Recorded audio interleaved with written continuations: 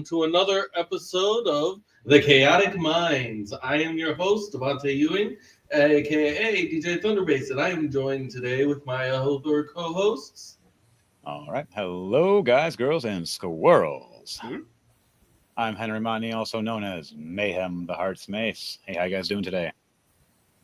Hi. Hello, I'm Dark Trooper coming from you live from a secret location, aka my couch. Sorry if my voice sounds super sexy. I'm getting over a cold. What's up, everybody? I am Dom Lyons, aka Sage the Intelligent, and I'll be joining you guys tonight. So let's have a big smile and let's not frown, okay? Let's clown around and not frown around, okay? I'm the that, Supreme Llama Overlord. Woo woo. Oh, damn it, Llama.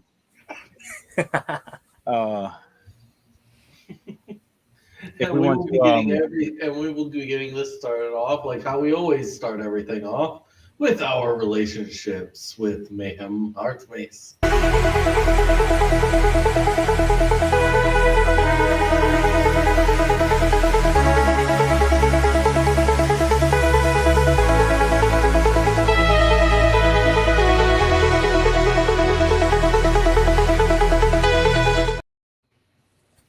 all right. Hello, guys, girls, and squirrels. Relationship advice.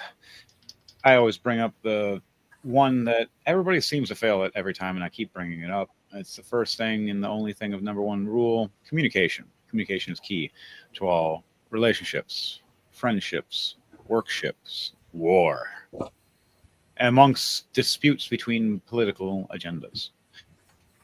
On that note, I want to talk about friendship communications. I've gone through many in my time. I've lost a lot of friends. But usually there's a goodbye or even a FU, something. But for those who just walk away and don't say anything at all, were they really your friend then? You don't even want to say goodbye. You don't even care. You always try to say one thing, but you be hypocritical to others. We can't have that. And when it comes to friendships, I've always said my piece. And the longer I stay as a friend with somebody, the longer I want to stay. The more I've invested as a friend, caring, having an emotional stride. The same thing goes for everybody else. A friendship is supposed to be between you and your friend or a significant other, even a work friendship. You have your boundaries, you have your respect, you have your honor amongst each other. You know what to and what not to say to one another out of respect and or disrespect. Besides that, it's better just to communicate accordingly or not lie. I've had numerous friends in my day that I lose because of lying. Same thing when it comes to a lot of other relationships. Don't lie. There's no point. There's web of lies that, or taking things out of context without actually showing the other sides. You always need to double check those. When it comes to these kind of things, you're supposed to be upfront and honest. But sadly, some people like to play the long game or the messed up games and not tell the truth. I'd rather push and help the other person stride to grow to be a better person. We all need a chime and chance to improve each other. Everybody has a chance to test their mettle or fear. The thing is, most people don't do that anymore, and it's very upsetting. I'm always testing myself, if not having conversations with my friends, such as the guys from Chaotic Minds. It gets chaotic with us sometimes, but you know what? We're still brothers and sisters to the end. We'll still stand here next to each other, one another, and still be friends, even if we have a discussion or a difference of an opinion. Especially if one person's holding in information but they won't tell you because they want to cause drama instead. I'd rather be honest and tell the truth. Brutally honest does get you in trouble sometimes, I will tell you that. And I know I've been in trouble several times for being brutally honest. Lost some jobs too. It's better just to be mindful how you speak with it, though. You can still be brutally honest, just try to word it accordingly. I'm always there to word it accordingly. So, Anybody have anything else to say about relationships or communications for this segment before we pass on to the next part? No, but I Well, realized why I can't get rid of you. I've been stuck with you since middle school, man. I know. We've known each other since we were like 12, 13. You know, wow. It's been a long time. Oh my God, I love the llama. what would you consider your relationships with in-laws? Oh no. I hate laws. So on Laws in-law need to be abolished. relationships, it all depends on who and what. Me personally, there's a give or takes, but sadly, my in-laws really don't like me, but I'm used to it. I really don't care because what matters is what the wife is happy about and loves, and my kids. That's what matters to me. So I will be kind and respectful as much as I can be until they give me a reason not to be. I'll never harm them, but man, I will call them out in a heartbeat, and they know it. In-laws and in-law family and whatnot, everybody needs to show their common human decency and respects. The second you start showing jabs or disrespectful or little quirks or mean things, I start doing the same, teaching you how it feels. I am a bully of the bully. If you bully and push someone around, I'm going to teach you how it feels. I'm going to make you taste your own medicine. You're not going to like it. And I promise you, you're not going to like the taste of your own medicine. Most people try to talk crap and laugh about it until they get pushed back and go, hey, how dare you? Because I was that little guy in high school with llama back in the day and in middle school. And the biggest, meanest people pushed me around and I fought back. They stopped messing with me. Sadly, something that's going to be brought up into a conversation is self-defense. You definitely need to be able to defend or protect yourselves or be weary. Security is needed or other things. And then also wear protection. But for in-law stuff, it really just depends on how they treat you and how you treat them. Everything should be a mutual respect, which I was at first for me. It was the first acts of disrespect was by them. So I go by action and cause. You treat me bad, I treat you worse. You treat me good, I treat you better.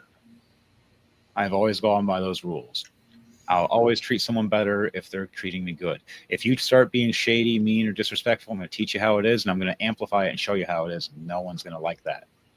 The bigger man thing doesn't always work because they get away with it. And you can't let them get away with it. You have to teach them a lesson sometimes. Just don't go over your boundaries. Don't physically hurt or harm. Don't try to destroy their lives. But those are my thoughts. What are yours? I don't know. The in-laws are like an apple. Sometimes there are good ones, there are bad ones. But just because there's one couple of bad ones in the bushel does not mean you throw out the entire bushel. Oh yeah, I agree. That's why I'm still communicating with the in-laws out of respect for the family and mainly for my little ones in the future because they deserve a chance to learn and feel and understand they have people they love that are grandparents or whatnot. And they deserve to have their own choice and time. The only thing is if they become a threat or a danger is when I will all bets are off. Keep them away from my family, which sadly my own family members I have to keep away from my family, which is sad. But where I come from is the meanness of the hood. Like, and people go, ha ha ha, yeah, right. No, Detroit River Rouge, of course, those aren't places you joke about, especially during like the 80s and 90s. No. I witnessed my first death at 3 years old. And it was one of my buddies. And all because he was wearing a different color shirt than the people that were driving in the car coming down the street. So, yeah. But back to it. I think it's a little bit of time for some lore to lighten it up. Yes. My turn.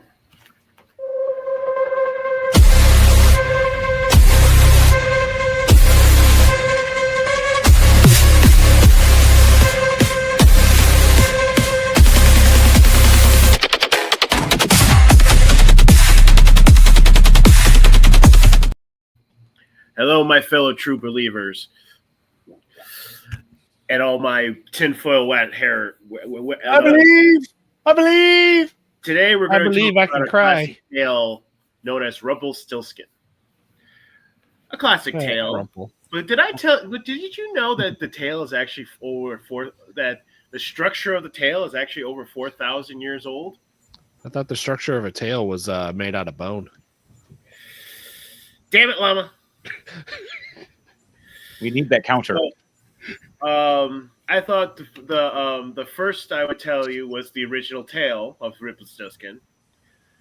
There was once a miller Light. who was very poor, but he had a beautiful daughter, and so the Loki he went to the king and boasted to the king that his daughter was so gifted that she could spin straw into gold.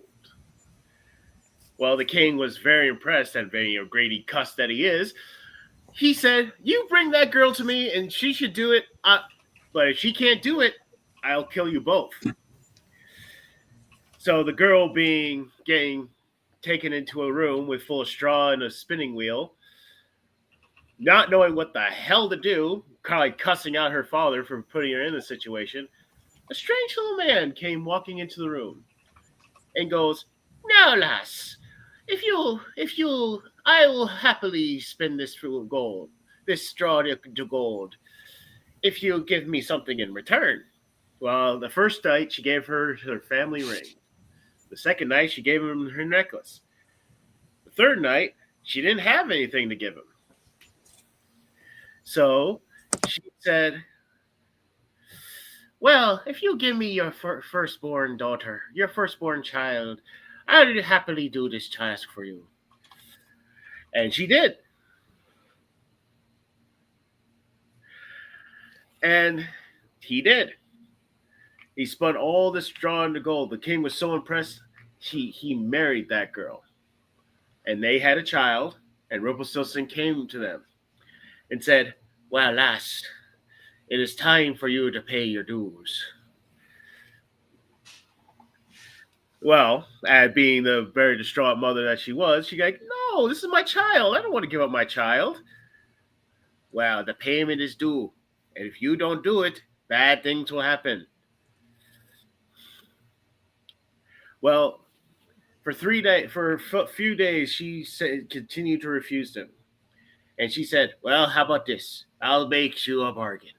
If you in 3 nights can tell me my name, then the deal will be off, and everything will go copacetic, and I will leave and never return." So so she tried every name she could think of, and sent writers across all corners of her kingdom to find more names to say. None of them were true. And the night before the third night, one of her many rangers heard a guy having a celebration, probably a fire in the middle of the woods, and heard, "Today I I break. Tomorrow I brew. The day after the day after that the queen's child comes in. And oh, I'm glad that nobody knows that my name is, and I call myself Rumpelstiltskin." Well, the queen, the ranger rushed back to the queen, tell her the name, and then she told him, and he says, "How did you find out?" "The devil tell you that. Who the devil tell you that?" As he stomped in fury and ripped himself in half, thus ending the tale. Now, this is paraphrased, by the way. Well, the thing is about a lot of this tale is that the reason it's so old, it's not the tale of Rumpelstiltskin itself that is 4,000 years old. It's the structure. It's the actual essence of the tale. The being stuck with an impossible task. The making a pact with a magical creature. The power of a name. The moral lessons, and the spinning itself. Spinning is actually considered can be considered a cosmic way, because a lot of very powerful figures in mythology use the spinning wheel, as a means to conduct their magics. The Norns, the Fates, are just two examples. Now, the impossible task. This woman is not a magical user. This is a beautiful woman. This is a woman of a poor miller. She doesn't know magic. How is she supposed to spin straw on the gold? Impossible, right? Left. The magical bean, Rumpelstiltskin. He's made a pact with the magical bean. You see that all throughout many mythologies, all across the world. From making deals with demons to making deals with gods to making deals with supernatural beasts. Yep. The power of a name. The power of a name is very important. In many faiths, the power of a name, if someone knows your true name, the name of yourself, the name of your soul, that person has power over you. So understanding the name is also means a reputation. So if someone destroys your name, it also destroys your reputation. Now, the moral lesson is I actually see it more as a question. Would you make a deal with a supernatural being in order to, in the case of the queen, in the case of the young lady, she made the deal in order not just to survive, but also to gain wealth and power. But she didn't keep the end of the deal. So the Rumpelstiltskin made a second deal with her, which he lost. I think lost. The moral lesson is family is more important than you should fight for your family. Yeah, I've been doing it wrong. I've been fighting my family. Bit of both, but always fight for your family, protect them. Your next generation is what matters most. Why do you think he was always going after your children? He was going after your. That is because in many myths and legends and many cultures, sacrificing a child is considered a very powerful. You're actually as one of the most powerful things you can do as a gift to a god or a deity or a supernatural being. Messed up and most harmonizing things that give you karma. I mean, look at Aztecs. They literally would cut the beating heart out of a person and throw it down the steps. Yeah, they beating. They were messed up for a lot of things. Well, it's because they're Stone Age cultures. Yeah, that was the issue. But with the Rumpelstiltskin, it was also just like the morals of family too. Because the point is that what's more important to you is the riches, or your next of kin that actually passes down your genetic gene, the next part of you, the next thing that can carry on to be a better version of you. That's the kind of the concept as well when it comes to kids. You're messed up, I'm messed up, we're all messed up. Guess what? Your kids, they don't have to be. You train and raise your kids and they grow to be something better, where Rumpelstiltskin, you'll take them and use them for something else of another deal. They actually do not say what Rumpelstiltskin was going to use this child for. Probably the Grimm brothers they probably told him, or they didn't even know, because the tale. Remember, this tale is old as time. It's older than everybody thinks it is, and it's been all around the world. Meaning that either the story has been told this way, or it was said creature or things that existed at one point in time trying to steal people's children. And it's a scary thing to think about as well, because I believe the concept of it was trying to teach a lesson about like your choices. Well, Henry, the thing is, or your riches now. Well, the thing is, it's not the actual tale of Rumpelstiltskin. It's the structure. It's like the building block, like the foundation the of most the tale. famous. Yeah, it's the most famous known version of it, though. What it's known for, and it's the formula. But the thing is, the formula is that because it's something that actually was, and it was a weird thing that did happen with said strange little creature. And they never just explained it. The only thing was when they made the Rumpelstiltskin, book over time, that's what it was. I wonder if the name Rumpelstiltskin means something as well. Maybe do the letters different sound? Yeah. It just did they each represent a different country they were from, or land, or area, and you put them all together? Actually, I forgot to mention. Actually, there are different. Like for example, in the UK, he's called Tom Tittoe. See, so he does have different nicknames. In Scotland, it's. I'm not going to try it. In different cultures, he has different names. Or they're his family. But that was lore. Thunderbase Studios. What's next? Wait, one more thing. His name means in German "little rattle goblin" Okay, so he was a goblin. or little rattle stiddly. I wonder what class Yes, that is. but now it is time for our celebrity birthdays.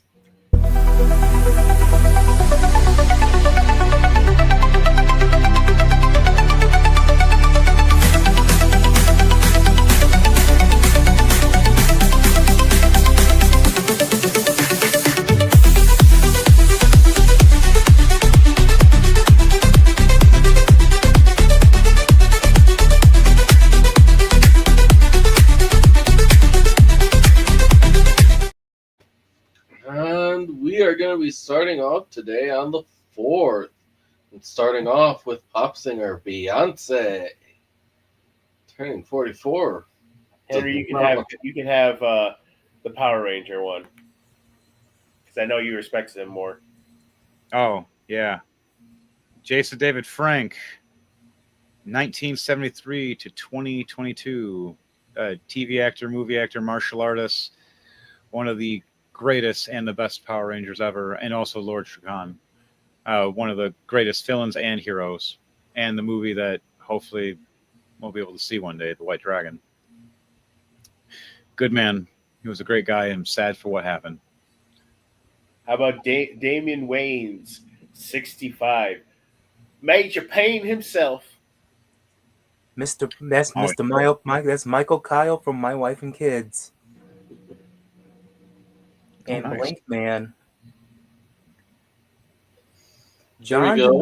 WWE wrestler Xavier Woods, 39.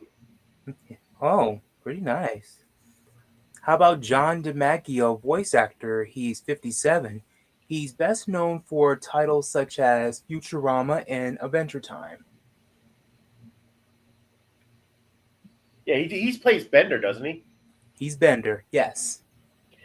What I find most fascinating about that, the cast almost like did not make the I think it was the Hulu version of it because they were having conflicts with his contract. Oh, contract dispute. Yeah.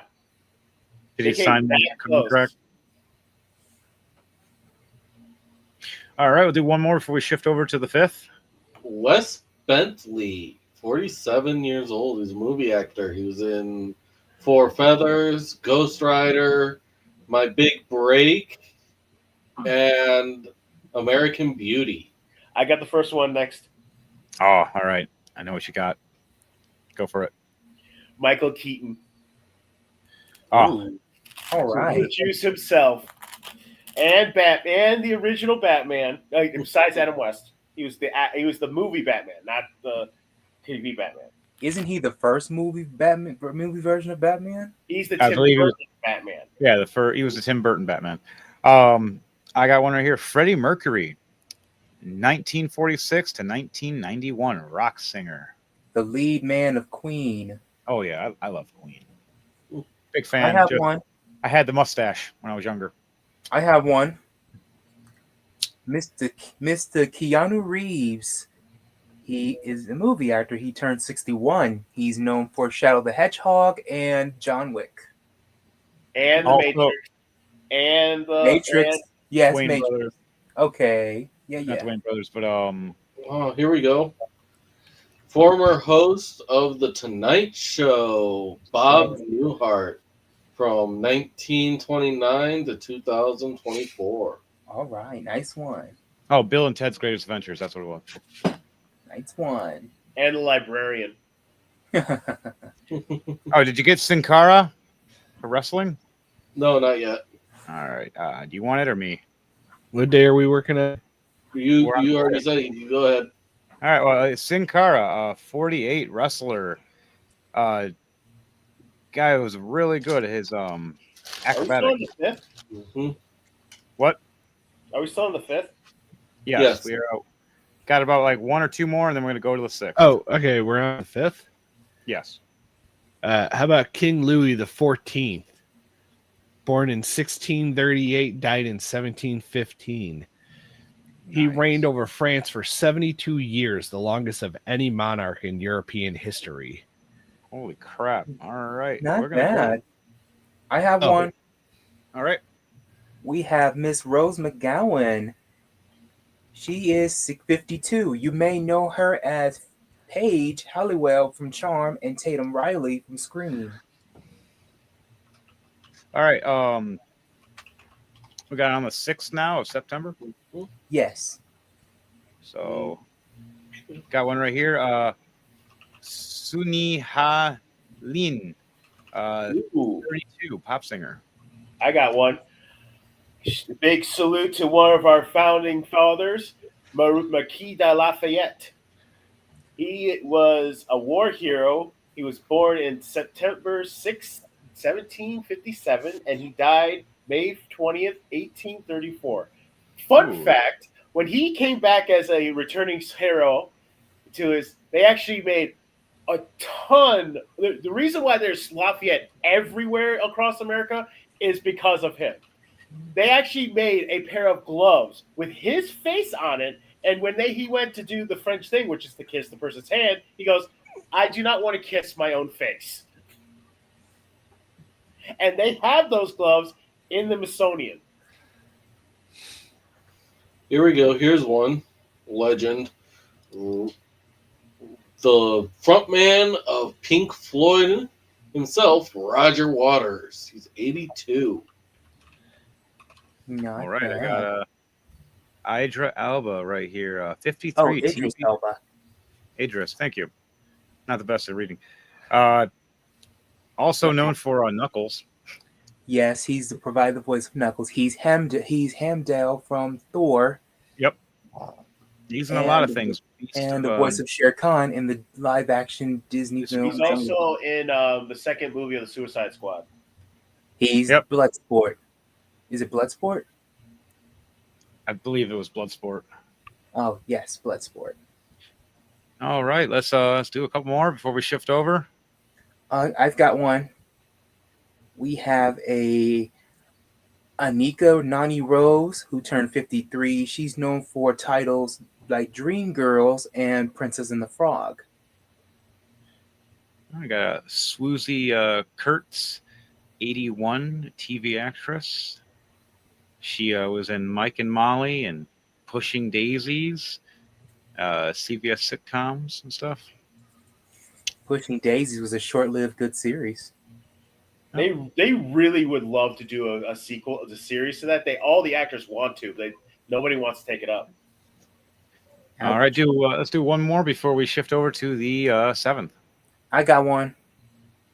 Asher Angel, 23. He's known for Billy Batson in the Shazam films. Nice. All right, let's go to the September 7th. I got one. Queen Elizabeth I. Nice. The first queen of England. After the death of her half sister, Mary the First. All right, I got Wasn't one she right here. known as like the Virgin Queen? I believe so. Yeah. I got Because- one. Not from lack of trying. The King of Spain did try to marry her, but she said, no. All right, now DJ Thunderbase. Kento Yamazaki. He was the first L in the live adaptation of Death Note when it was originally done in Japan before Netflix got a hold of it. Interesting. I got one right here. Eazy-E, 1964 to 1995, rapper. I believe he got it was gang violence that killed him. Mm-hmm. He was an NWA. He was sick as well. Oh yeah. He ended up having AIDS. I have one. As in the disease or AIDS as in people who help him? AIDS as in sickness. Okay. Yeah. And I that's have probably- one. we have Devon Sawa, movie actor who turned 47. 30 years ago, he was young Casper in the 1995 film. He was the lead guy in Final Destination, and he's now a frontman guest actor of Chucky. Oh, I got one of my favorite bands that I listen to. The lead singer of MSI, Jimmy Urine, 56 years old, rock singer. Oh, technically it's not rock. MSI is its own genre. Mhm. Not bad. How about this? Another vocal, another And movie artist actor. from 1936 to 1959, Buddy Holly. Oh, Nice. classic right there. Very classic. I think I heard that name before. Which band was he? Which band was he from? He was his own thing. Okay, yeah. That Yeah. name- Pioneered rock and said with the that What be the the hell? day. Okay. Dare you, Geico.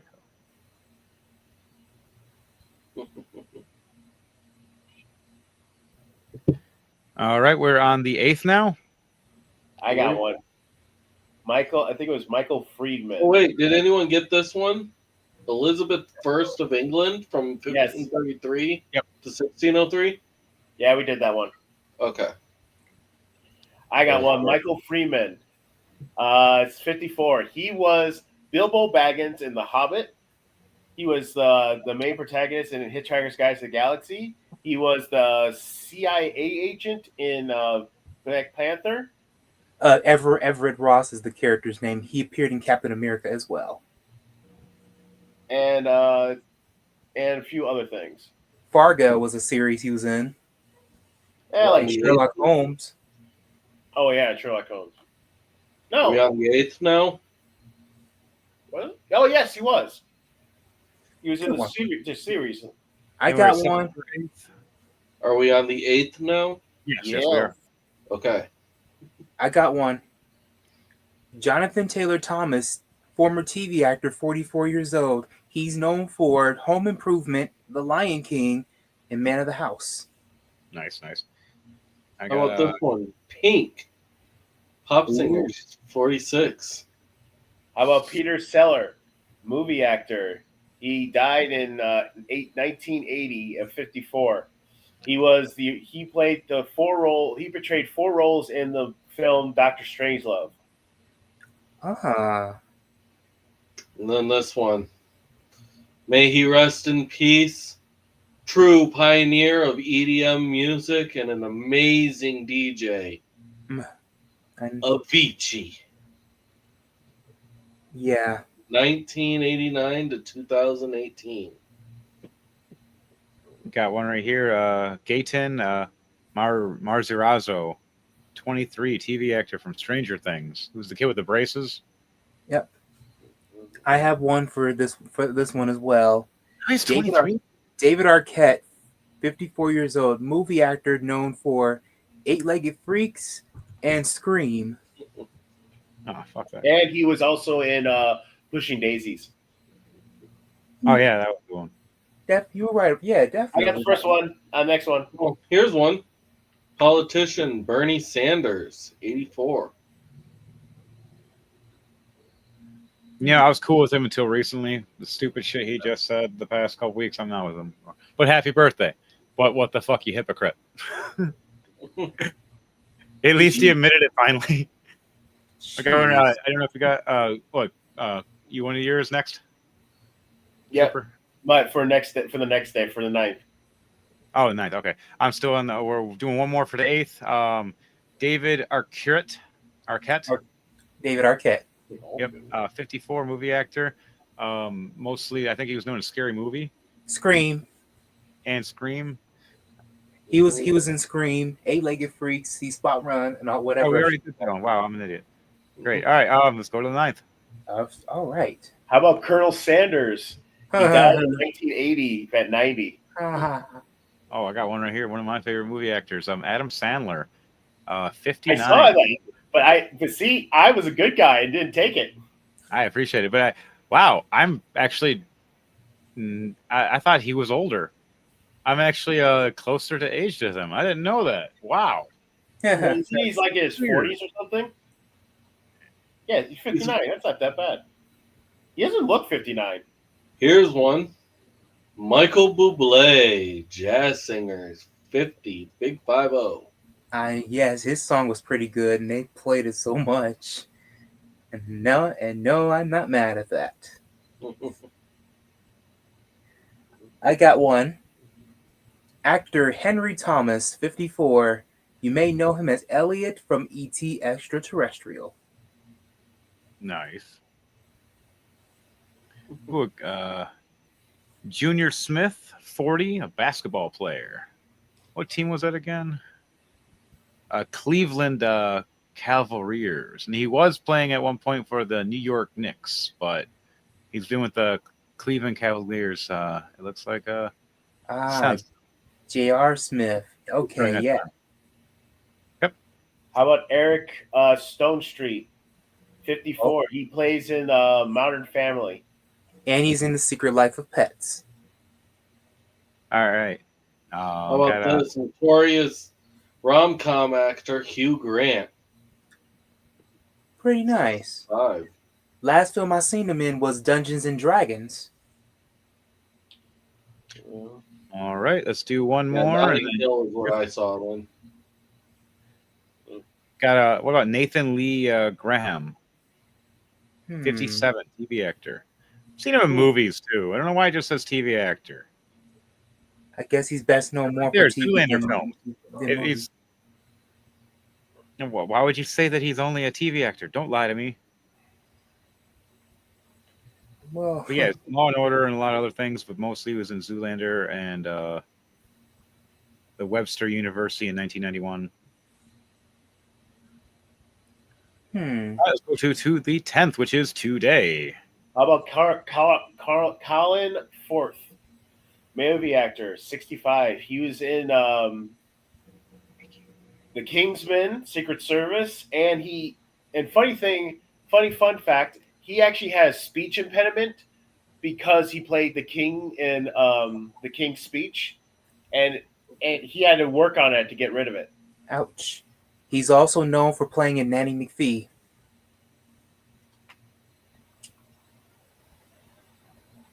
Okay. Let's see. Who else do we got for the 10th? Here we go for a rapper. Sheck Ways, 27. He is has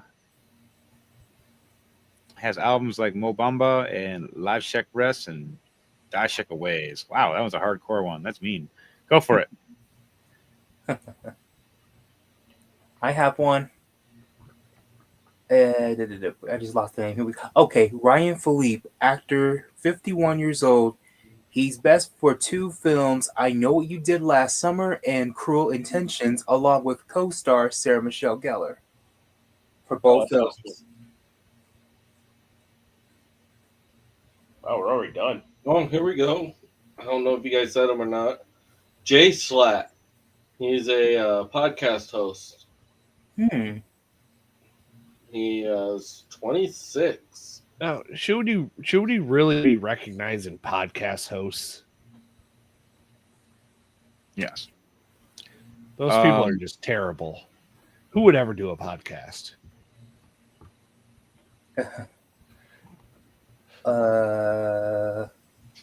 Son of a damn it, llama! You got a bat in the cave. No, that's just my fuzzies. All right, but on that note, that was happy birthdays to everybody for their celebrity birthdays, all the way up to September 10th. We'll see you next week for Did we get Joe Perry for today? Oh, Jim Carrey. What? I didn't see him in there. Joe Perry. Oh, damn. Oh, Got me all excited. Former guitarist for Aerosmith. Oh, no, I didn't see him. Well, there you go. Here he Happy is. birthday. You guys are all jealous. I have a 5-gallon water cooler right next to my chair. He does. It's actually real. I've seen it. Oh, I am jealous of it, actually, because I would love to have a water cooler sitting next to me. But now we are getting on to our safety, protection, and scam avoidance. I don't use protection.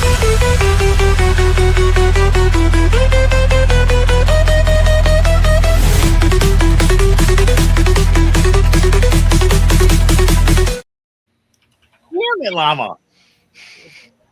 Last word I heard, and I couldn't say a thing. We need a counter.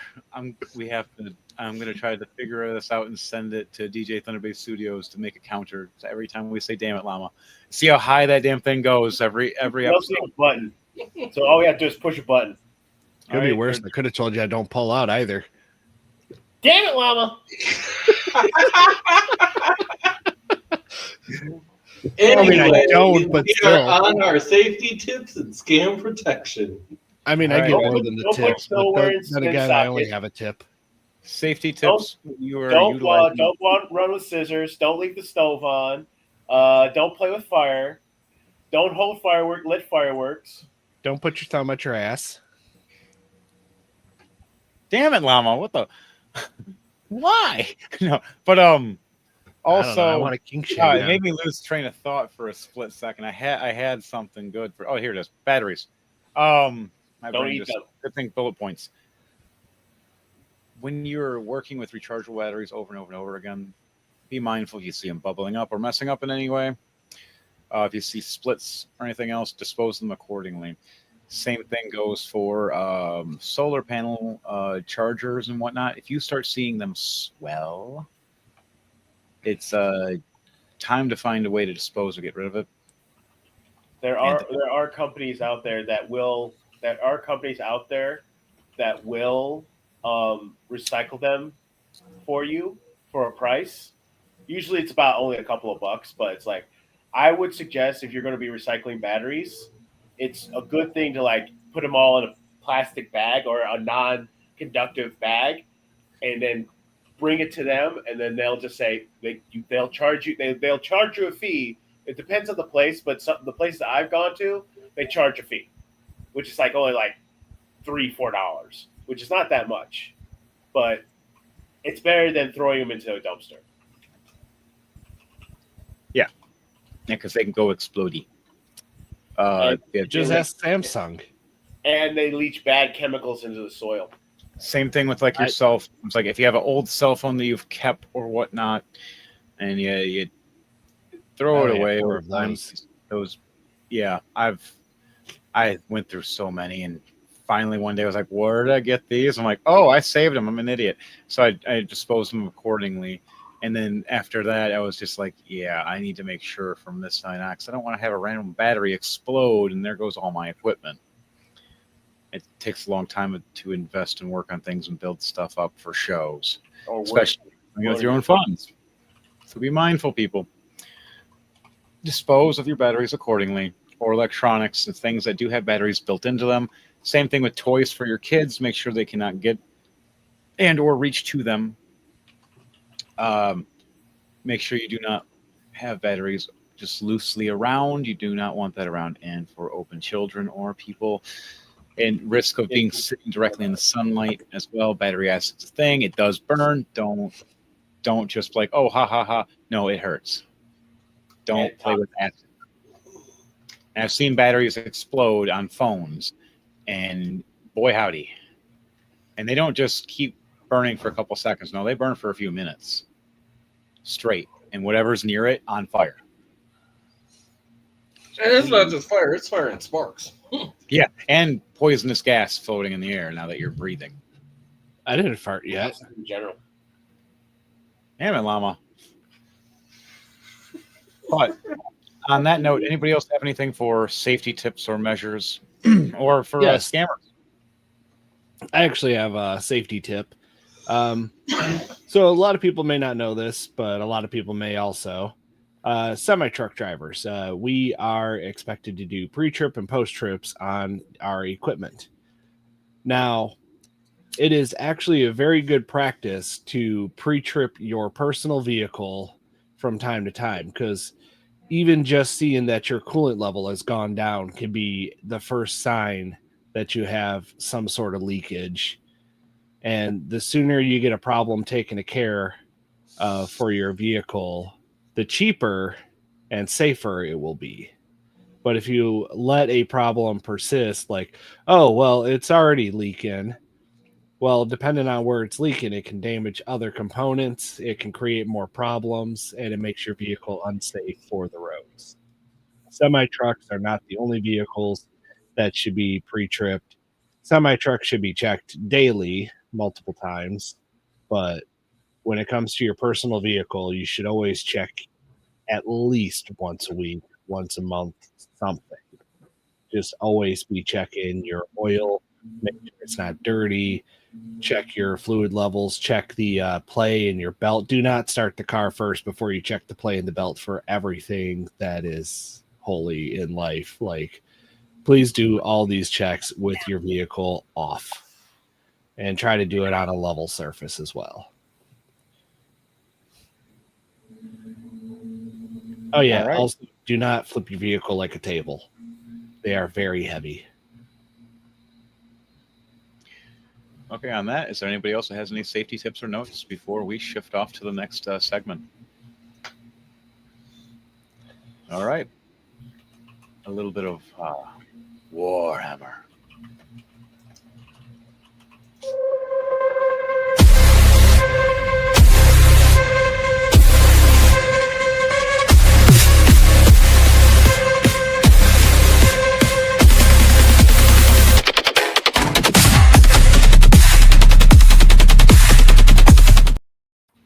Oh, God. Oh, Hello, my fellow citizens of the Imperium. By the grace of the God Emperor and at the behest of the Inquisition, I have been granted clearance to tell you the rest of the tale of Brute Gilliman, the 13th Primarch, and we'll finally conclude the hymn.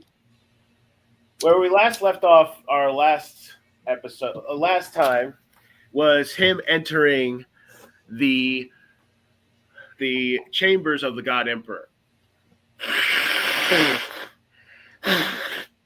Now remember, the God Emperor has not been seen by anybody but the Custodes for 10,000 years, so he's not looking very good. The Gilliman went there to discuss what to do, to get guidance to see what he could do to save the Imperium. When he actually entered, he couldn't see this. He entered. How it said, he entered the court of a corpse king's court, and the God Emperor recognized him. He calls him Lord of Ultramar, 13th, Savior, Failure, Hopeless, Thief, Betrayer, Liar, Gilliman. Gilliman gets blasted with all this smite of the psychic energy of just this telepathic energy, because the very idea of words from a being like this is just unheard of. He gets blasted with all this information, so much information that if Rubute Gilliman was a normal human, he'd be dead. That's how much information. He couldn't even remember what his father looked like, and Rubute Gilliman forgets nothing.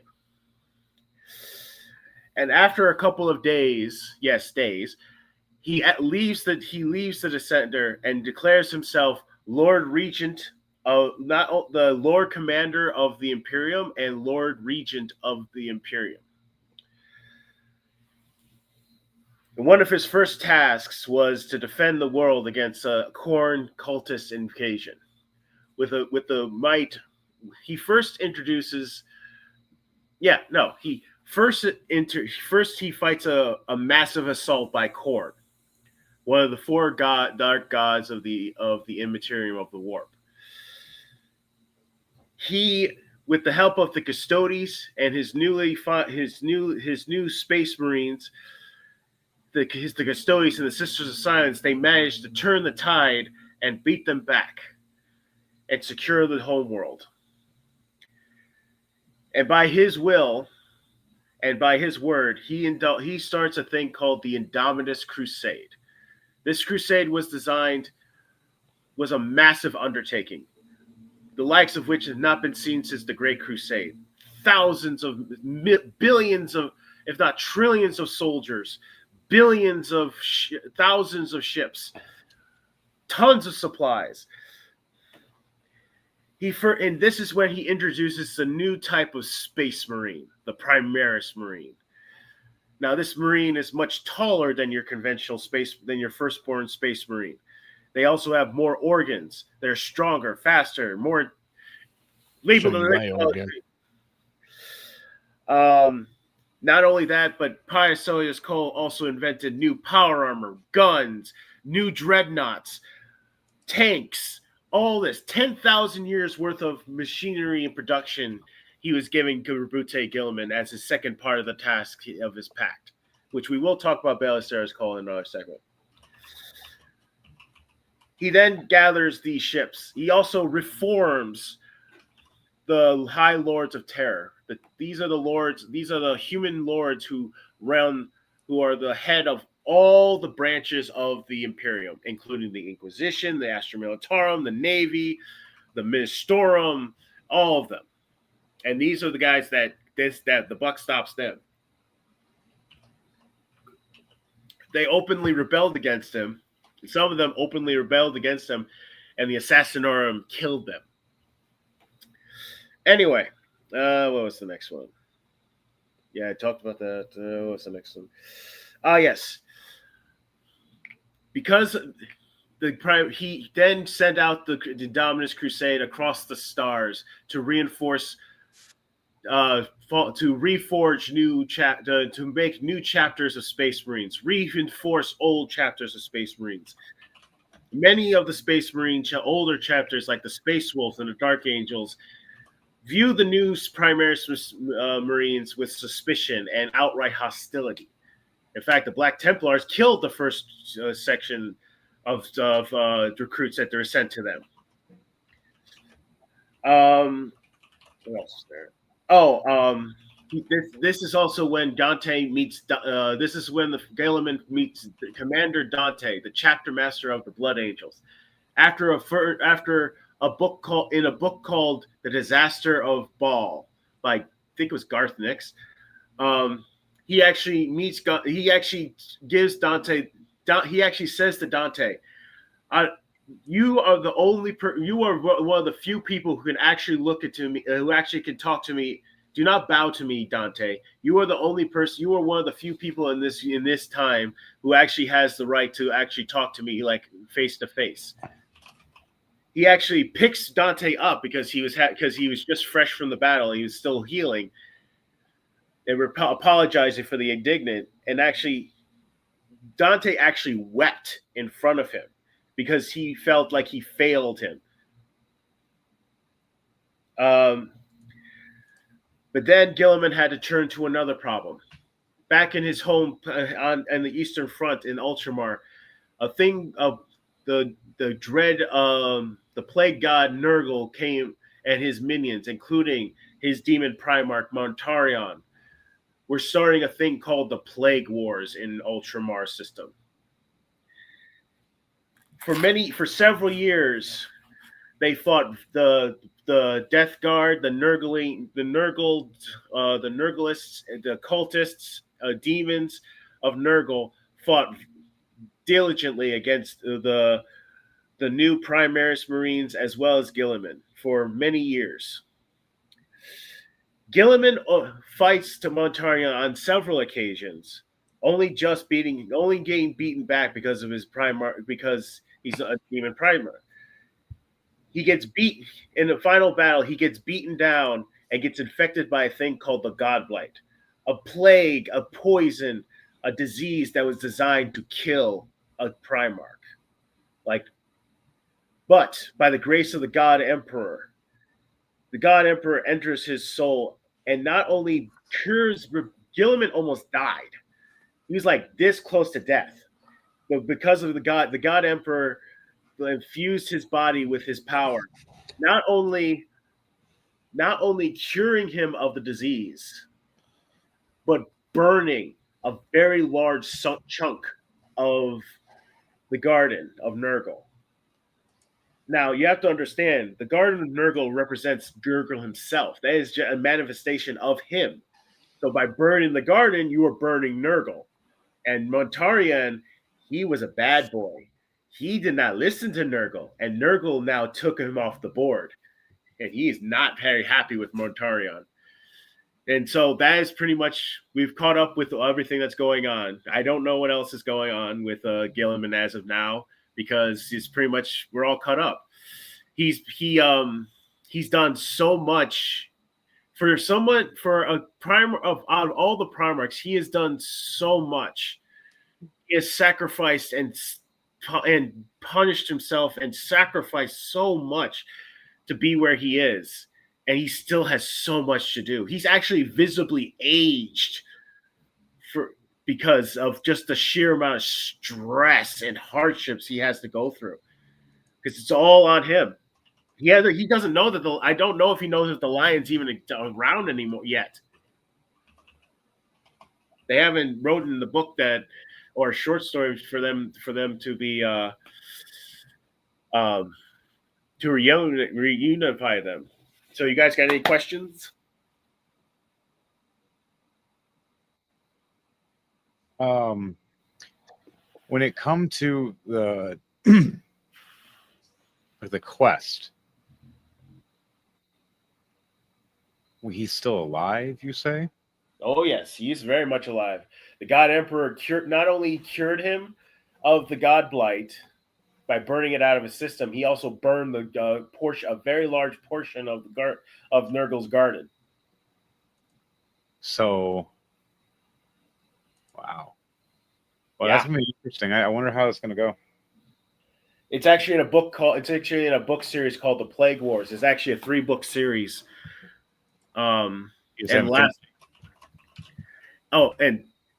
the thing is also Gilman just hates the ecclesiarchy. He hates it with all a burning passion, but he understands that it's a useful tool.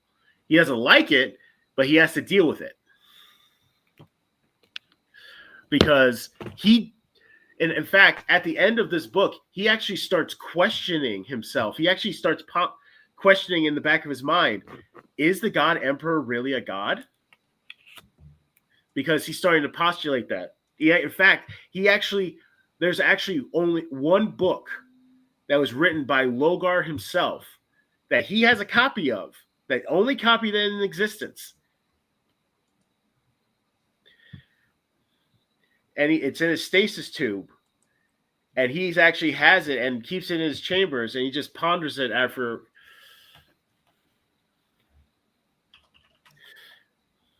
That's pretty much it. So, on that note, Thunderbase Studios. Next episode. All right. And since we got a big section for this, we got a big thing to talk about for this next section.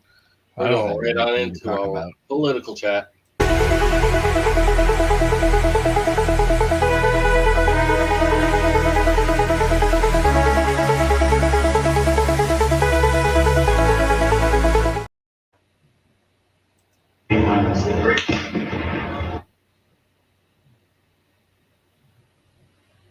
Yep, it's gone. Taken down right after. You got that split second. It's dark. It's messed up. Oh yeah, you should actually see him falling. I saw the clip too. You actually see him. He's in there, and you actually see him go, and he falls over. It's not cool. It's not funny. Rest in peace, Charlie Kirk. Oh no, I wasn't trying to make it funny. I was making. No, I get it. This is something that's just you don't shoot or hurt or kill people because you have a difference of opinion. You don't try to execute or murder them. You try to prove that your opinions and words of what your beliefs are correct, the right way.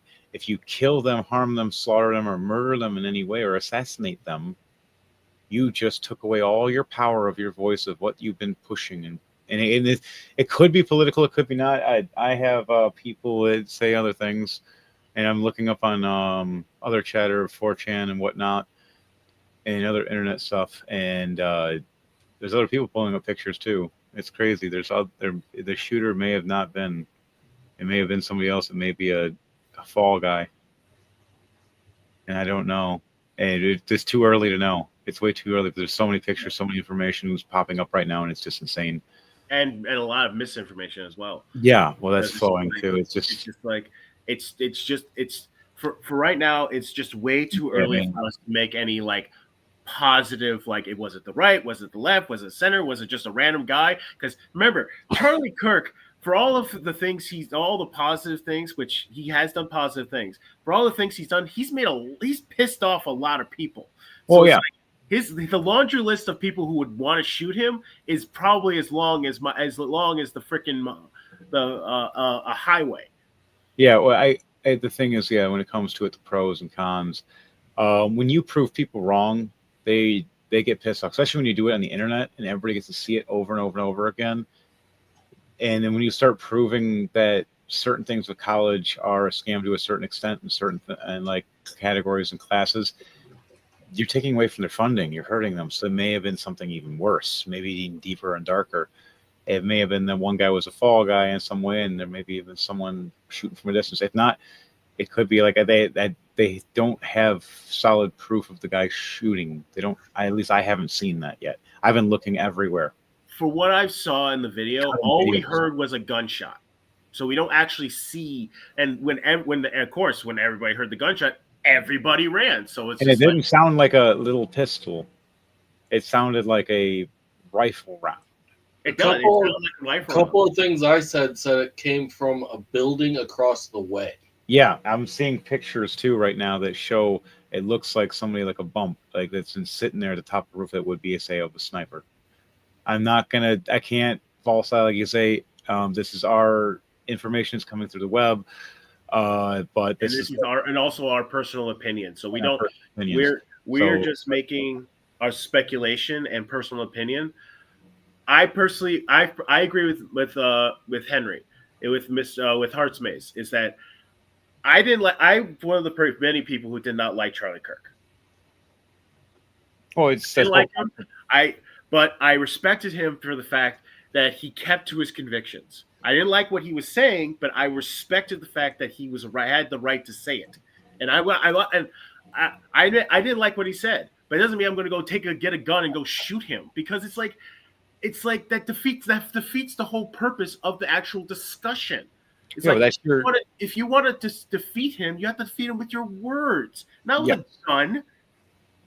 Like I was saying, it's the same thing with that. It's the exact same thing. You defeat him with your beliefs. So the thing is, with him, he does prove people wrong, which make people not like him or upset. Me, I like him. It grew on me easily because I was sitting there going, certain things he'd say, I'd look him up. I'm like, okay, yeah, he's right. And certain other things, I'd look at him, okay, he's right. And then other things, he's pulling up different scriptures, and I'm like, I understand it because I've studied many religions in my life. And after dying 3 times and coming back, it's terrifying. And mine was nothing of terrifying, like bad as like his. No, mine were much simpler. Hit by a vehicle, had my neck broken, and then had my larynx crushed. And each time I brung back. But with this, no, he didn't. It's terrifying. And I wish that he could have pulled through. And whoever did this was very accurate in knowing what the hell they did. And it was wrong. But let's go on to the next one. The problem I have with Colorado, one of the big problems, they do mail-in voting. They went to all mail-in voting. So they have automatically crooked elections. And we can't have that. When the state is for mail-in voting, that means they want dishonest elections, because that's what that means. So that played a big factor also. Sorry, but he's wrong. The mail-in voting is actually quite secure. No. I'll tell you right now. Because me, myself, and my wife received 3 to 4 apiece. I do mail-in voting because I find it actually a lot more relaxing and much more convenient, because I like taking my time, because I want to look up the person's name, look at what they've done, look at their politics, look at what they've done, look at what if they have a criminal record or something, like, or they did something bad, and then make the vote. The point is proof. Like, how is it there's duplicates and tricuplicates and septuplets and such, or they throw away votes? There's been a bunch of that. No, it should be better of you showing up, and they should have proper people counting them accordingly, like they did properly for a long time. There was a lot of cheating and voter fraud, and also registrations were illegal in line. Even Louder with Crowder He proved it by they would go by every single address in Michigan, because they were in certain parts of Michigan, under a highway, pass, a parking lot of a dead Myers or Sears or Kmart. None of them were existing. None of those people were real. Half of them were from different countries. Half of them were dead. You can't. You have to have here your proof, your physical proof. Here's your voter ID or your registration or your identification that proves you are an American citizen. You're legally allowed to vote here, because it could have been anybody that could have signed and put that paperwork and could have redone it over and over again without any proof. And it sadly is the big problem, because we have a lot of people that take advantage of what you like. Like what you're doing is you have a good mindset of hoping for the best everybody will be as kind-hearted as you. Like you have a big heart, big, strong dude, big heart, which makes you even scarier because that big heart makes you really strong. I just have big farts. Oh my God, damn it, Llama. But I love it though. But not everybody does. They take the advantage. They screw you over. They steal it, or they add, or they duplicate or quadruple as such. Well, in my case, I live real close to the place where I'm supposed to drop it off. I literally do it, put it in the envelope like you're supposed to do it, sign it, and I go and when I on my way back to work from work, I go and drop it off right at the place it's supposed to go. What they should do is make it a holiday. Yes, that is exactly what it should be. It should be a holiday for voting. Should be like Thanksgiving, where it's mandatory that you get the day off. Everybody gets it off for at least a certain shifts at the time. All right, so we have first, second, third shift.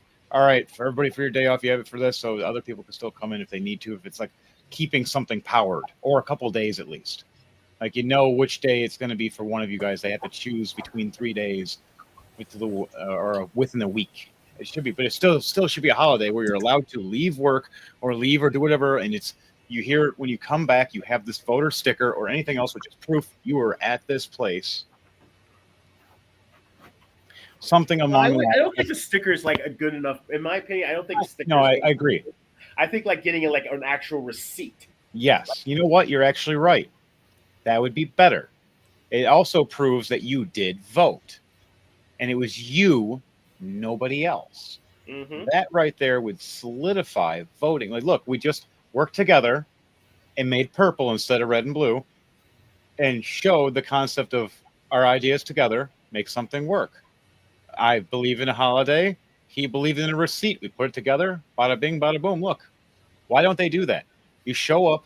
You show your voter ID. Maybe they take a little picture. It goes like you're sitting in that little booth. You get the 4 cute little pictures. You get in a booth for a second. It shows you and your voter thing or whatever, and your ID. You've been there, and here it is. Here's your information that pops up with it. You voted at this time, this day, at this place. And you don't. It doesn't have to say where and who you voted for. Just where you voted at and what time and what date. And it was you. And here's a little picture that shows you, and it's made from that little strip. They could do that. Or you could also say that they'll do it like at the supermarket where it has the camera. Yeah. Like, just points right here, like shows you here, but doesn't actually show what you're voting for. Yeah, it just proves you're you. Just takes a picture showing you showed up to vote, and it wasn't somebody else that signed in your name while you were not home. Or but Henry, let's be honest about this. That's too rational a thing to do. That'd be too easy. I bet everybody that heard that idea right now would probably be like, yes, but the government people going, no, we can't rig then. We can't lie then, because it's the shadow government behind all this shit. It's really fucking doing it. And I bet that's going to happen too. And I think this was going on with all this stuff. Rest in peace, Charlie Kirk, man. You were the best. When it came to like respect, like a son and a daughter now, I don't have a dad. It's not about left-right politics. It's not about friend. It's not about your race or anything. It's about this human being decided to end another human being's life because of politics. And they couldn't handle the conversation, or they were paid to do this. Someone somewhere did something bad, and they shouldn't have. And we all have to pay the price in our own manner. And then his family pays it the worst. those kids will never have their dad now for the rest of their lives. They don't get to grow up and have that experience of a good father figure. Now they're going to live in fear of speaking out, get you dead. I mean, it shouldn't be that way. You should be allowed to speak the truth. You should be allowed to have your opinion without getting your head blown off. Now, if your opinion's really dark about some stuff, like to a point. yes, like, there you're is. saying things like, "Oh, pedophiles are great." It's like, No, awful. Penis guillotine, and then right after penis guillotine, you put them in the wood chipper. Or saying like the Jews, the Nazis were right about doing bad things to Jews, Polish, and Gypsies. I'm like, no, go away. Yeah, that's horrible. My family fought the Nazis, and it was awesome. The other half died because of the Nazis. One big. Anyway. Why don't you live in an Arab country? Why have you decided to colonize the UK? Where does it say I am right now? UK.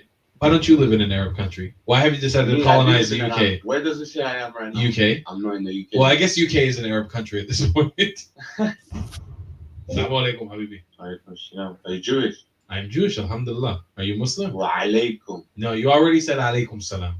You already f***ed up. The Prophet is looking down on you. No, he's not. Yes, he is. Did I know you are Jewish? God forbid that a Muslim will say peace be upon you to a Jew. You're not with peace. Me or the Jews? You. Me specifically. Yeah, you. So why can't you say it to the Jews then? Jews as well. So all the Jews are not with peace? Yeah, the Zionists. Ah. The fucking dickheads. So not the Jews, just the Zionists. Yeah, you know what you should do. You lot.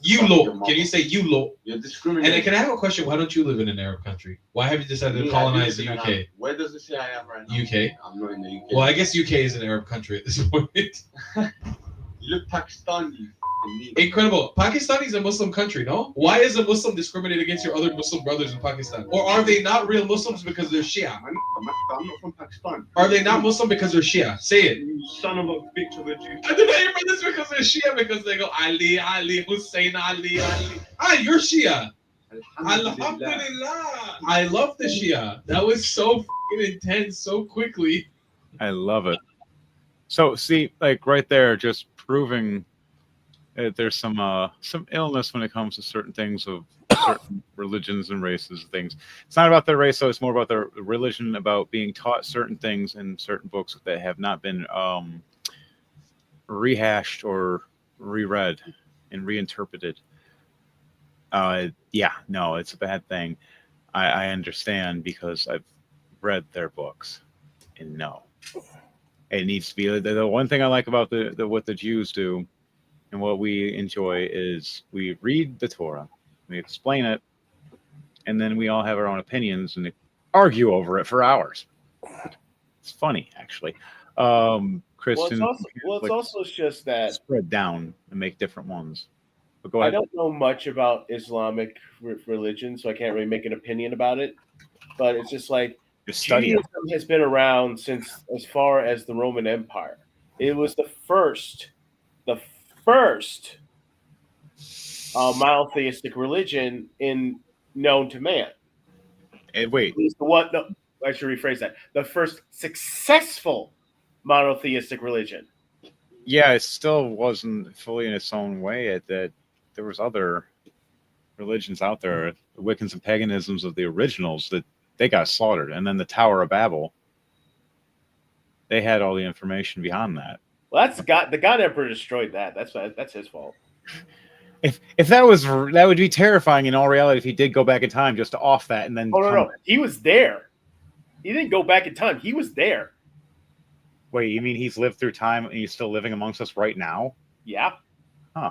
Carry on. If he was a real character, which I God's hope is not true. Well, I mean, honestly. We would be dead, so I wouldn't really care that much. So it's like, but anyway, he's been around in the lore. The God Emperor of mankind has been around since pretty much the beginning of humanity. The beginning of like a civilization of humanity.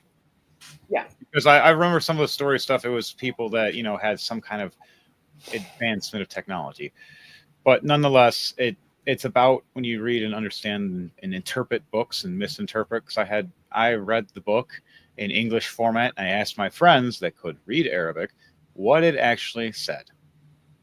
They read everything to me and explained half the stuff in English is lies and wrong. It's to misinterpret you so you think it's one way. In all reality, it's to eradicate everybody and make it so it's all them. And I said no, and actually Judaism has been around for 5,000 years plus, and Christianity for only a couple thousands, which is the second book, and then the Muslim book is the third book. Now, why do you think it's called the third book, and why do you think the other ones are called the first and the second? And there's also the timelines. And there's BC, before Christ, and then after. That's more for Christian and Catholic, but for all Jews, no, we're like almost, I think it's like almost year 6,000. Mm-hmm. And that's just Like within I said, civilization. You were the first successful monotheistic religion out there. And Jews actually were polytheistic beforehand for thousands of years, believing in God. That was more of it was partially because they believed it, and partially a safety thing because everybody at the time period was a polytheistic. I believe in numerous gods in a way, but mine is I believe in God, I believe in death and Mother Nature. It's a cycle. It's a three-way thing. That does not in that way. Damn it, Llama. I knew you were going to say it. But oh, I wasn't going to say anything. Lies. Okay, now let's go to this one. Sorry. A new and explosive lawsuit against FBI Director Kash Patel, filed by former FBI executives. That lawsuit alleges Patel knowingly broke the law when he carried out the firings at the behest of the White House, and it quotes him as saying he knew he could get sued for firing agents without cause, but that his job depended on removing people who had worked on cases against President Trump because, quote, the FBI tried to put the president in jail and he hasn't forgotten it. Joining me now, the MSNBC correspondents who got the early information about this lawsuit. They've been poring over it. Justice and Intelligence correspondent Ken Delanian. Well, the most striking thing about this stunning lawsuit is that it recounts alleged behind-the-scenes conversations with some of the biggest players in the Trump Justice Department. We're talking about FBI Director Kash Patel, Deputy Director Dan Bongino, and then senior DOJ official Emil Bovee. Look, our viewers have heard a lot about how the FBI has been politicized. Carol and I have been reporting on these issues for months. But here, for the first time, we have an on-the-record version of events from people who were in the room, including Brian Driscoll, one of the plaintiffs, who ran the FBI for months before Patel was confirmed and then stayed in the senior job for months afterwards. And if these accounts are to be believed, it's actually worse than we could have imagined. This is a 69-page complaint that reads like a great piece of narrative journalism, Chris. And it portrays an FBI that is totally beholden to the whims of the Trump White House and to outside political actors, including MAGA activists on social media.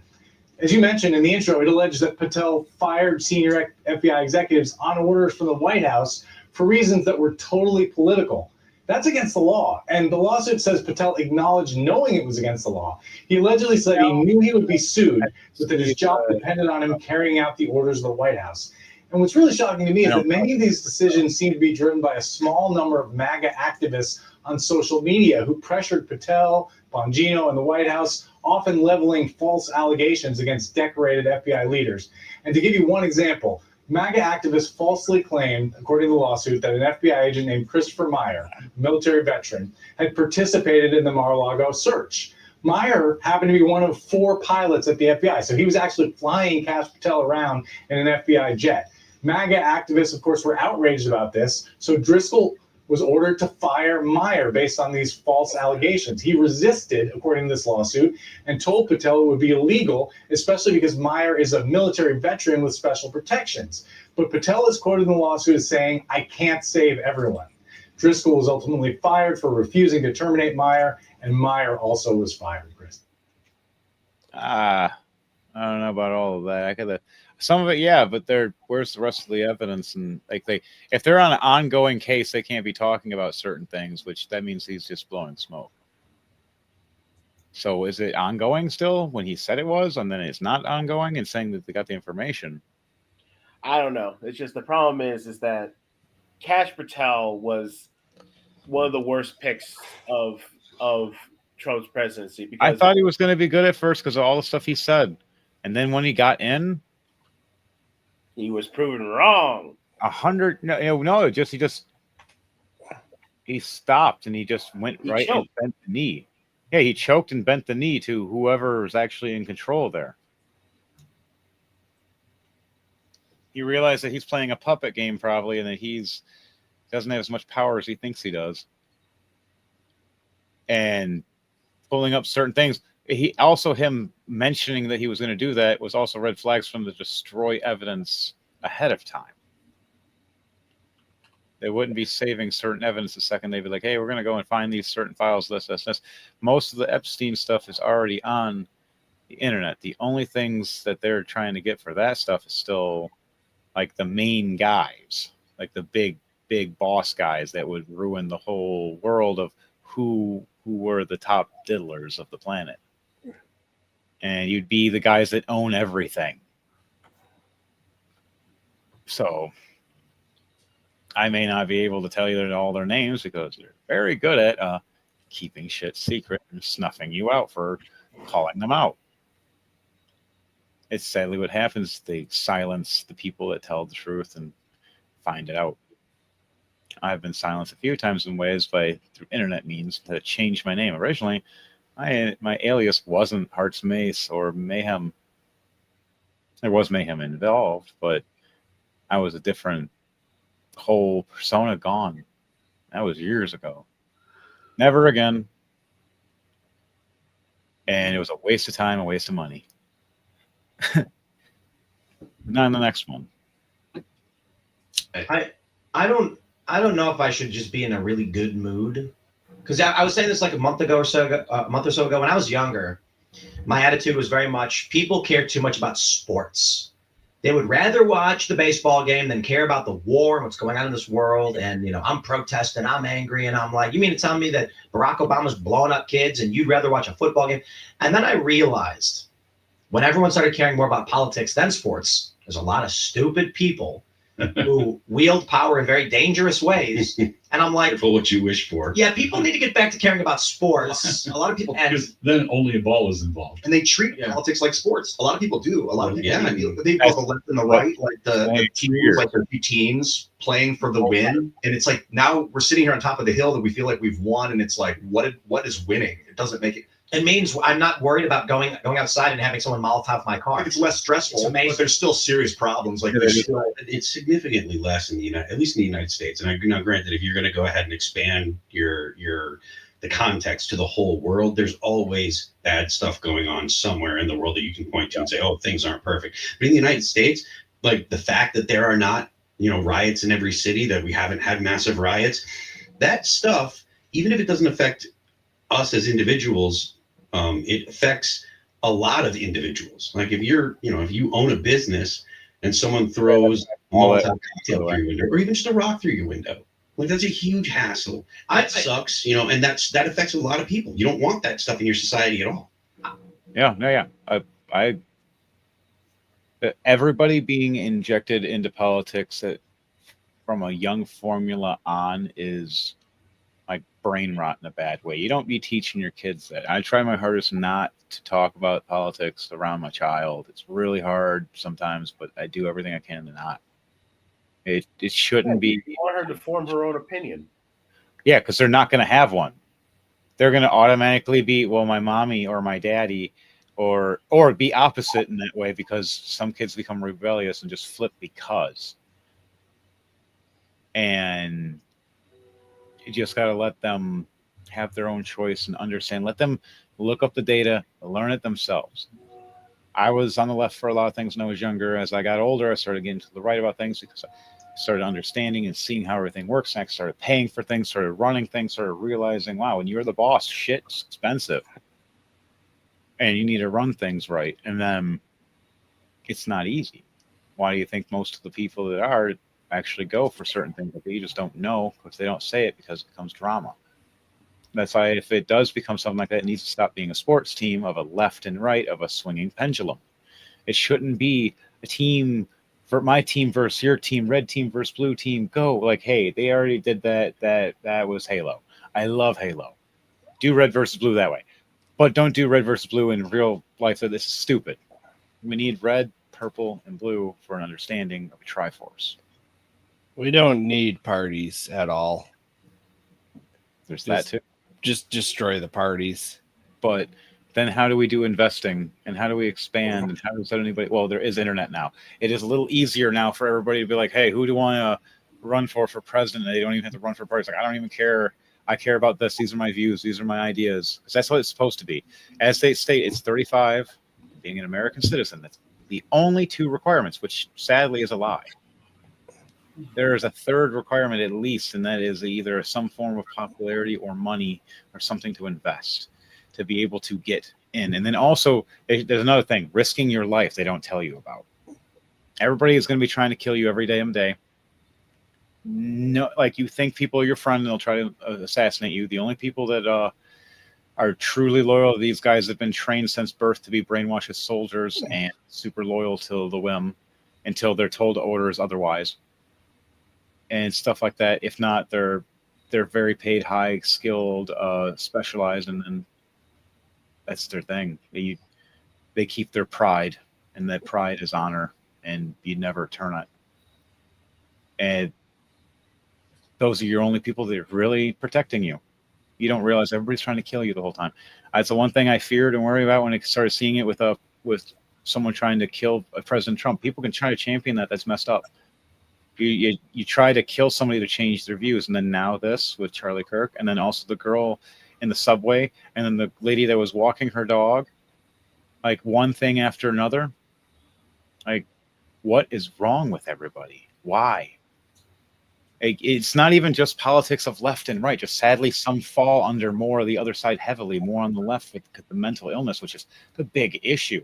Most of the school shootings that have been happening, or church shootings, just shootings in general, people that have fallen under a certain umbrella of trans and some formality, and it's a mental health thing. And it's because they're championing mental health in a bad way without having somebody to help them, friends to be like, hey, maybe we should talk about this stuff. Maybe you shouldn't be trying to kill somebody or saying you want to.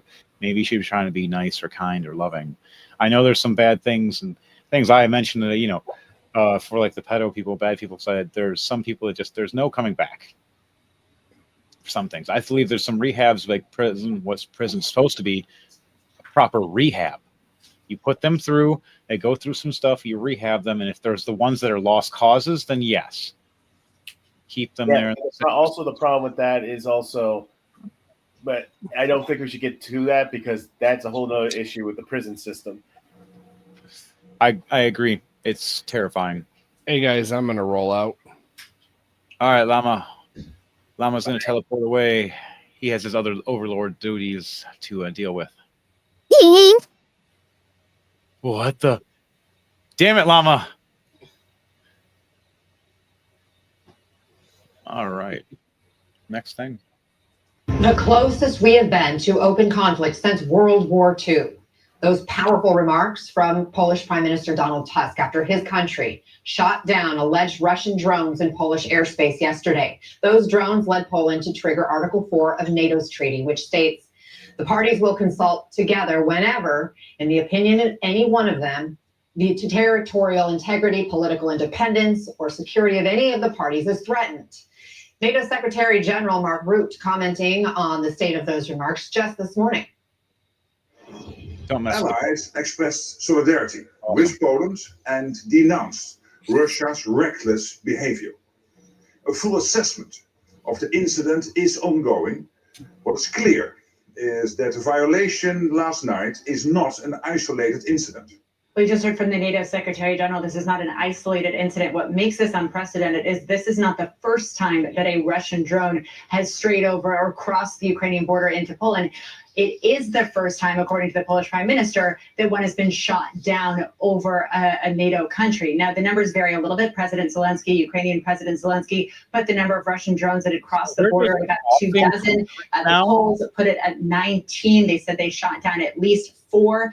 Now, the NATO Secretary General, you just heard him say absolutely reckless, and the U.S. ambassador Anna to NATO has echoed that posting on X, "We will defend every inch of NATO territory." This is the scene that you're seeing on your screen of where those drones hit, not right on the border of Lviv, not right on the Ukrainian border, but much further inside Poland. The Russian MOD has released a statement this morning. They didn't confirm or deny that they were Russian drones, but they did say there was no intention to engage any targets on the territory of Poland, Anna. It could be scouts. With that, it's just the simple fact that they had the audacity to go that far into Polish territory is an act. It can trigger the articles of NATO. What I'm saying is also, though, is that maybe no one really is talking about that. And that's a big thing. That's a big thing. We're all distracted now because of another person that was a big person that was doing great things just got murdered. And what if it was a government push? What's the perfect thing to make it so everybody in America gets distracted so they're in an uprise of one thing instead of another? And you see them, oh, this is upsetting. Then they go back and forth in a big uprise of fighting. Because this would bring up a big fight on the left. I'm seeing people on the left and right on the internet right now chat. This is insane, and watching people argue and fight over. Like, I wanted to chime in. I'm like, maybe I shouldn't. No, stay out of it. Yeah, I'm going to stay here and just say what I need to on this. And It's just another way to pump up the fumes again. You don't want to do that. It's the thing. They're trying to make some kind of civil war. They're trying to see what will work. Gaslight and guilt trips are two G's you don't want to go into. More the sniper on the roof, the other guy. Like, what if he's taking the fall on purpose? What if he's a Russian or Chinese spy? Yeah, what if they're just saying this? The guy was just purposely acting like he's the shooter, just so.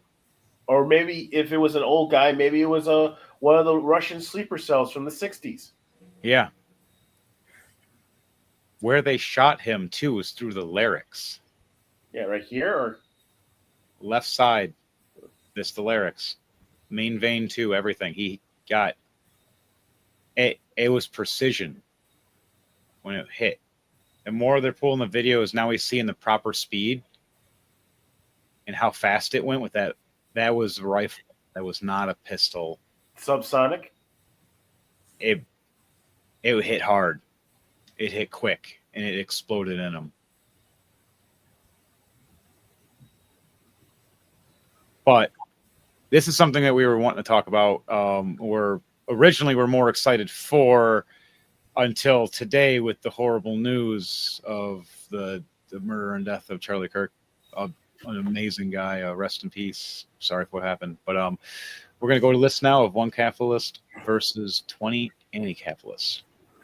This is not the United States of Pakistan, David. This is the United States of America. Would you take money from a capitalist to help you go see specialists? I mean, yeah, sure, why not? But would you also be open to seeing somebody else I choose as a psychologist that may... No. You're not. No.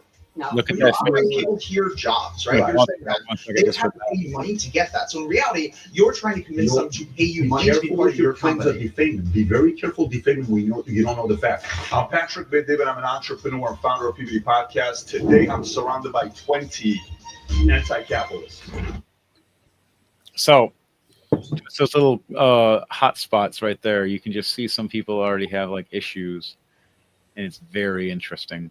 When you actually get to go through and watch the whole episode, or at least parts of it, of these certain said people, it's we don't have time to watch the entire episode. Yeah, we're just going to go through and skip through certain parts.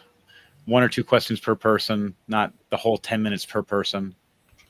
Well, I think we should start with what the claim is. Luke? Yes. Like to have. Good to meet you. Oh, thank you very much. Good to meet you too. So I think incentives are exactly the fundamental problem with capitalism.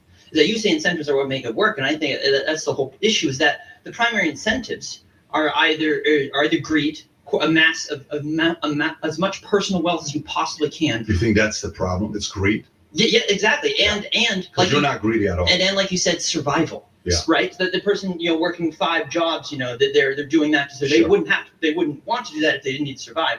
But that's such a horrible dystopian world to live in. If someone has to work 5 jobs just to survive. How did they get there? How much of that is on their decision making? How much of that is on their doing? How much of that is on the market where they're not finding ways to improve themselves? It doesn't matter how much onus is on the individual. We want to create a Of course world. it is. No.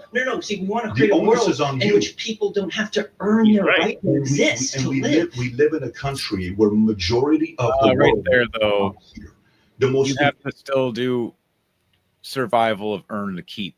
You have to, what has been called earn my keep. You have to earn your own keep. It's not for everybody else. You have to earn your own. That he doesn't understand, because I bet he has never farmed. You all see how scrawny he is. I bet he's never farmed. Well, also, but one more thing, that is a fearsome hat. It is a mighty hat. It was better on you. Mm-hmm.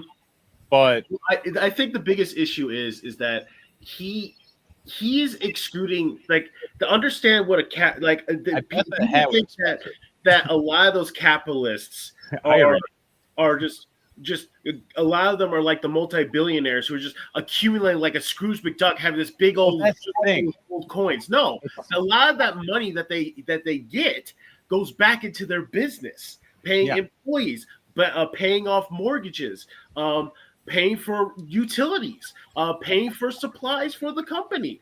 And you're the boss. You get the higher revenue because what if it happens of an accident, or something gets destroyed, or someone gets hurt? You have to have backup money because you have it in your contract that, hey, this employee got hurt. I can help him with up to this many $1,000 or $1 million to keep them okay and floating until, they get back on their feet or come back to work. There's all this. I can also see the anti-capitalist side too. It's like understanding that there are companies out there who do screw over their workers. A lot of them do, and it's mostly because the money. Because they think, oh yeah, that guy. Oh yeah, we can just get it. Like they're a dime a dozen. It's like Dark Trooper. That is different. The separation is the conglomerate corporations are what you're talking about. Actually, that's the corporation.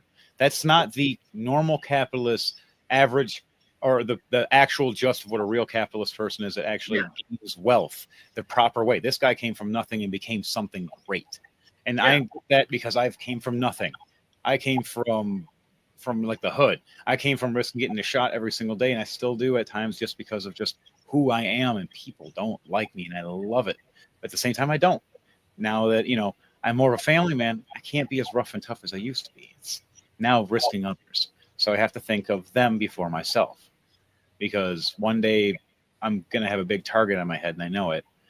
And it's going to be because I'm going to run to protect everybody. But for this, capitalism works if you do it the right way. But the argument of the anti-capitalists, their problem, sadly, is they're thinking of the corporations and forgetting they're separate. Yeah. The corporation is separate from the big, like there are those big numero uno owners of the 1% or whatever they are that run everything, the shadow guys. But they're the ones that run all that shit. And they're like, I don't care. They're a number to me. They're a barcode to me. They're a piece of paper to me. They're an email. They're not even to me. I don't even know. I told the guy, and he went and said, fire 500 people. And yes, sir. That's why you still always believe that give enough man enough power, sometimes you become foolish with it, because it's not because of it's how much power you have and how you use it. Put it that way. I agree. And it can mentally warp your mind to believe that sometimes you have that power and you start getting used to it. It sometimes can take a overturn of too far. So sometimes you do. Capitalism has lifted more people out of poverty than any other system. That is true. How are you? What, America? Good to meet you. So I would argue that governments have actually lifted the most people out of poverty. If you look historically, we look at China, for instance, had the most significant poverty reduction in all of human history. They pulled 800 million people out of poverty using state-owned enterprises and state centralized planning. They did work with the capitalist system, but they did it, most of it was done through state-funded infrastructure, education, and contributing to strong literacy programs, redistributing the wealth. I think that my other argument would be that there hasn't been an opportunity for alternative systems like socialism to pull enough people out of poverty. So we look at examples. There hasn't been? There hasn't been enough opportunities for them to succeed. And so when Why we do you think say, that is? I think that is partly because of the US, and I think because capitalist forces and global market insecurities have sabotaged these attempts to do socialism. So we look at an example in Chile in the 1960s, they elected a democratic socialist, and he proposed literacy reform, wealth redistribution, land reform, and all of that was a threat, obviously, to the United States because McCarthyism was on the rise at the time. And By the way, allowing Allende to have a chance with that, the U.S. Orchestrated a CIA-backed coup to take over and to have a military dictatorship that led the country instead of Allende, who actually was having a lot of success in reducing the poverty rates before the U.S. interfered. And so I think we get other parts of Latin America, like Venezuela, for instance, and we see the same thing. We see that the U.S. has interfered several times. With Chavez in Venezuela, he was able to reduce the poverty reduction in half in the first decade of him being in office. And he was sabotaged ultimately by the US and by a military dictatorship. So yeah, no. No. The problem is the one thing I love about this, about Surrounded, is that they fact checked them right there. Yeah. On the screen says it right there, and it provides a QR code too, so that they can prove that what they're saying is true. Yeah, and for some of these, they're wrong, and it's funny.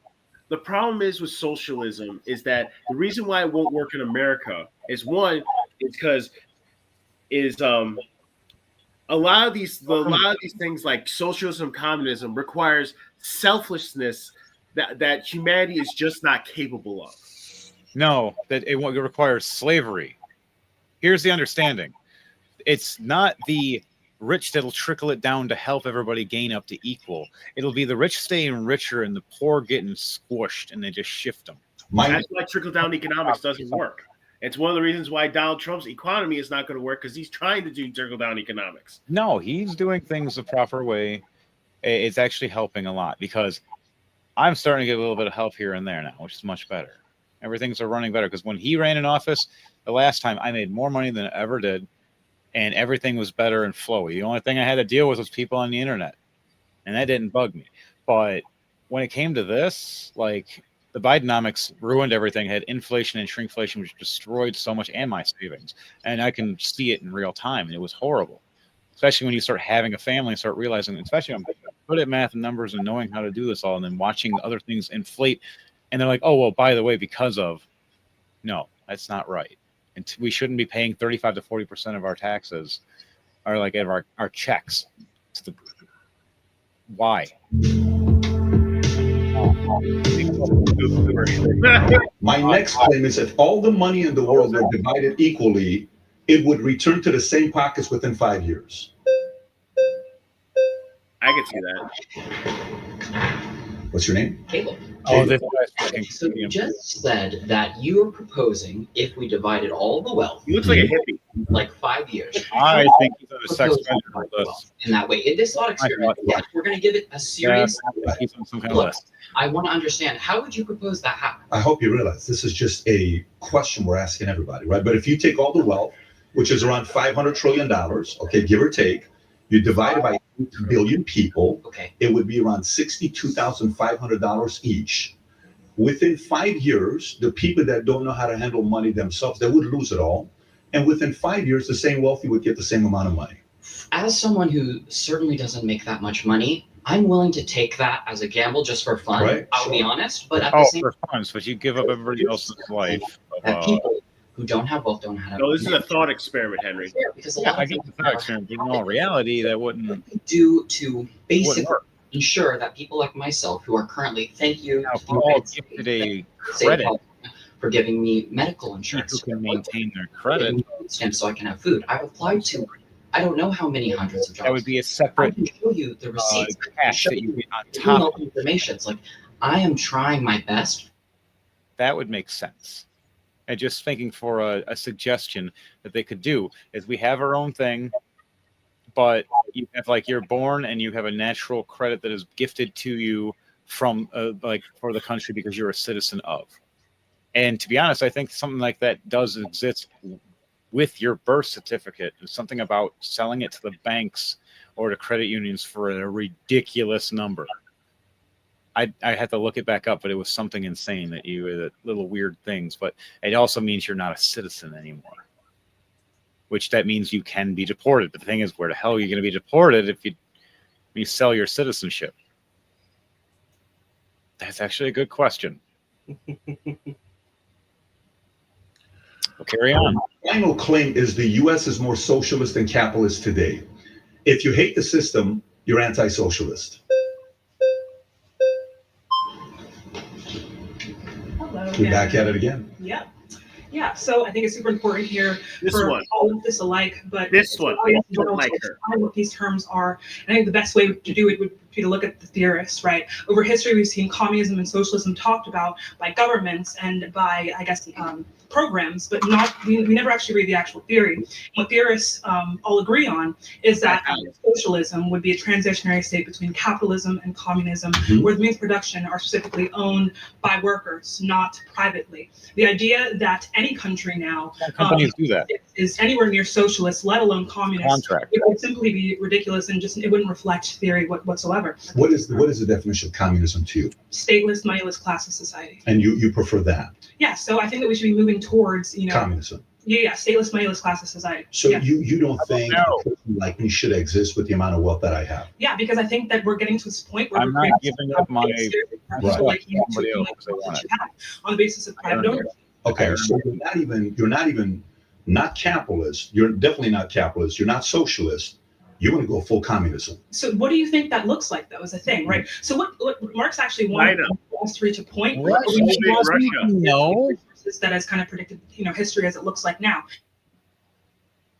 These are the two main examples of what communism is. History has shown that communism doesn't work because, one, Karl Marx fudged his numbers.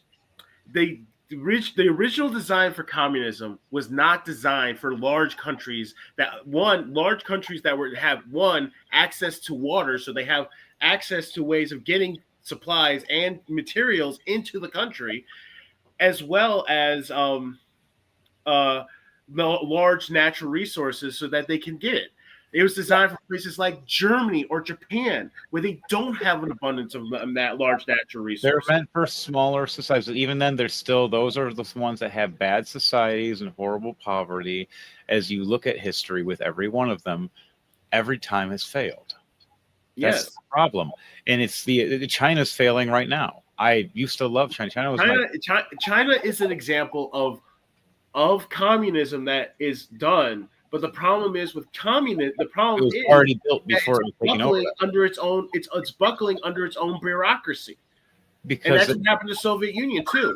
Yeah, well, the problem with the Soviet Union was actually the main reason why the Soviet Union fell was for many factors. One, they weren't manufacturing. All the products they were manufacturing were pieces of crap that fell apart.